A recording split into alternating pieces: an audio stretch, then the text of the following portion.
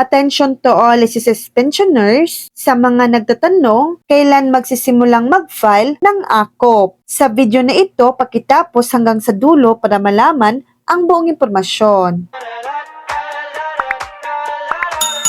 Kung ikaw ay naninirahan sa Pilipinas at 60 taong gulang pa lamang, hindi mo kailangang mag-file ng AKOP sa kasalukuyan. Mula noong Marso 2024, ang AKOP ay kailangan lamang para sa mga pensioner na 80 taong gulang pataas o kung hilingin ng SSS sa ilang particular na sitwasyon. Kung ikaw ay naninirahan naman sa ibang bansa, kailangan mong mag-file ng AKOP taon-taon sa unang quarter ng bawat taon para mapanatili ang iyong mga benepisyo. Mas mabuti pa rin na makipag-ugnayan sa SSS gamit ang iyong detalye ng aplikasyon para sa pinakakatumpakan at personal na impormasyon. So yan lang po ang latest update.